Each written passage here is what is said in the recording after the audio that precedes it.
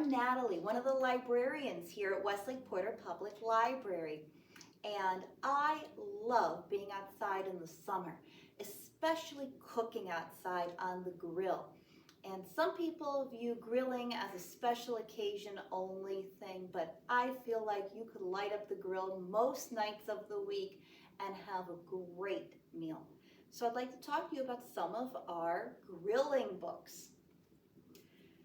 If you're a fan of the late Anthony Bourdain, you'll probably enjoy reading The Prophet of Smoked Meats, A Journey Through Texas Barbecue by Daniel Vaughn, photographs by Nicholas McWhorter. This is actually published by Anthony Bourdain Books.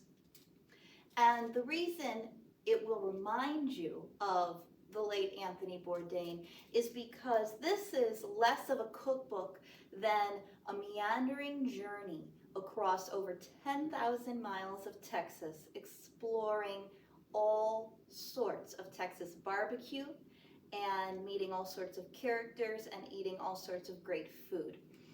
The styles of Texas barbecue are divided regionally into four: Central, South, East Texas, and Hill Country. There are recipes in this book scattered throughout. They're harder to find. This is more of an immerse yourself into a road trip style book that happens to have some meat in it.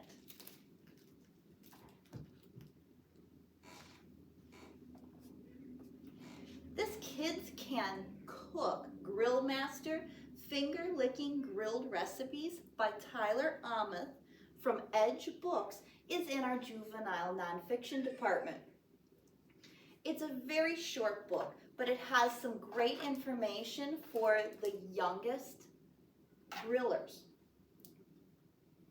including safety, which is really important because all open flames need to be monitored by grown-ups, and all sorts of cooking should be as well, but especially grilling. But this is a wonderful introduction to grilling for children, especially children, to go ahead and grill with their grown-ups. A recipe that looked really good in here to me is the bacon-wrapped corn on the cob, and it's very simple. You're just wrapping some corn in bacon and seasoning it with salt and pepper. But I noticed that the photography is really beautiful. They have some facts about how corn grows, and you're wrapping the corn in aluminum foil, which is a much easier method than other methods of making corn on the grill. And I think that recipes like this and others in the book will be a great introduction to this cooking method. Now, if you want to get into recipe books that are just here to give you as much facts and information and shopping lists and how-tos as possible, these are two excellent books. This one is called Melissa Cookston Smokin' Hot in the South, New Grilling Recipes from the Winningest Woman in Barbecue. And she is a four-time world champion of barbecue. She has another book called Smoking in the Boys' Room, about smoking meats, barbecue, that sort of thing. And it's not just because she's a girl power, but because she has won enough awards to really become an authority on the subject of grilling foods. There's desserts in here, side dishes, meats, vegetables, and it all has a bit of a Southern flair. In fact, she calls this book 85 Southern Influenced Recipes. What I really liked is some of the recipes have built-in side dish recipes.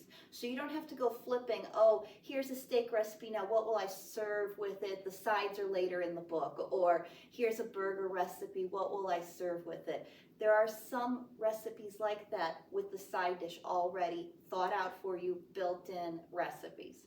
Really, really nice book, and the pictures are stunning.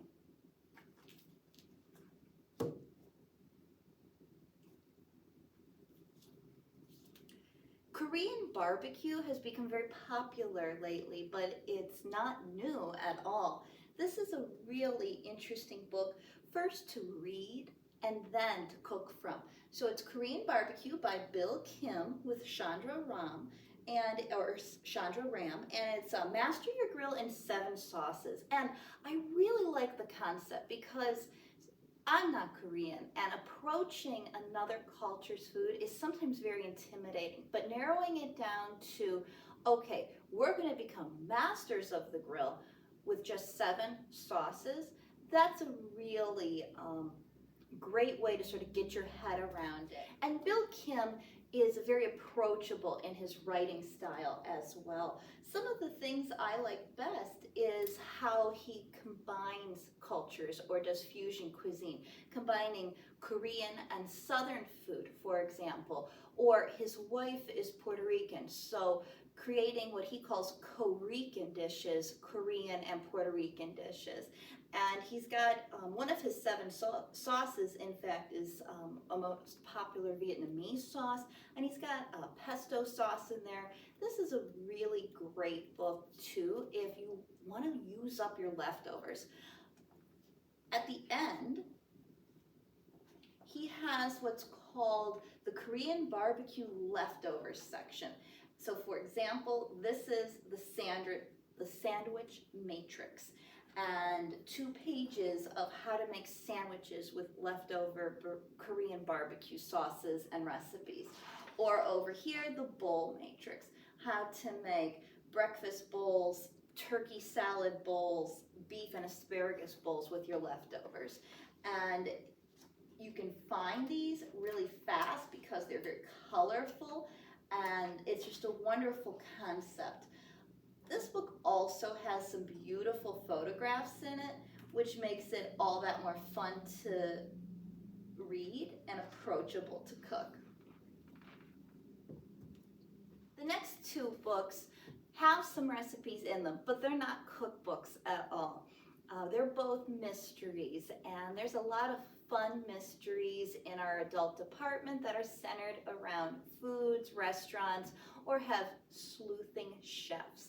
So this one, Grilling the Subject by Daryl Wood Gerber, has a lovely picture of vegetables on the grill, and this takes place at a Wild West extravaganza, and the Cookbook Nook owner, Jenna Hart, is ready to indulge her appetite for all sorts of grilled and barbecue treats.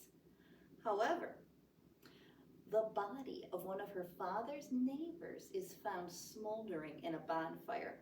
That's not the kind of barbecue Jenna had in mind. And suddenly, it is up to Jenna to clear her father's name. So if that sounds interesting to you, we have it in a typical print and in a large print in our adult mystery section. And it's got some recipes in the back. One that sounded really good to me, it was a Margarita barbecue sauce for chicken. And it even involves Rose's sweetened lime juice, which is not usually a cooking ingredient. It's usually behind the bar, and it's going to make that chicken sauce, that barbecue chicken sauce, really taste like the popular beverage, margaritas. So if that sounds interesting to you, you can read the mystery and cook up the treats. Another one is by Diane Mott Davidson, and it's called The Grilling Season. Revenge against your ex-husband can be a tasty dish, but it can also be murder. And here we've got a barbecue skewer with some vegetables and wedding rings smoldering on it. Goldie Schultz, the owner of Goldilocks Catering in Aspen, Colorado, becomes involved in another mystery when her ex-husband, Dr. Corman, is arrested for the murder of his girlfriend, Suze Craig. So we're going to find out how Goldie's going to approach this. There are recipes scattered throughout, and this is another fun one if you like to sleuth while you grill. Give us a call if you're interested in these or any other cookbooks, mystery books, children's books. If you'd like to come in and browse, we're open and we're ready to greet you here at Westlake Porter Public Library. Happy summer and happy grilling.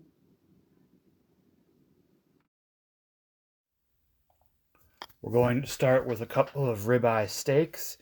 Going to season them with Montreal steak seasoning. Add some Worcestershire sauce. And you can do whatever you want, though. I mean, sometimes pepper, salt and pepper, soy sauce. It's really a personal preference.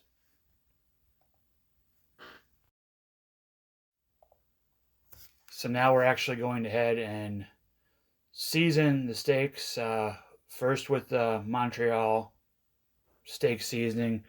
Kind of spread it out there. Make sure it's nice and even. A lot of this some of it might fall off. Remove any butcher paper. So once you get the seasoning, then we're going to put the sauce on.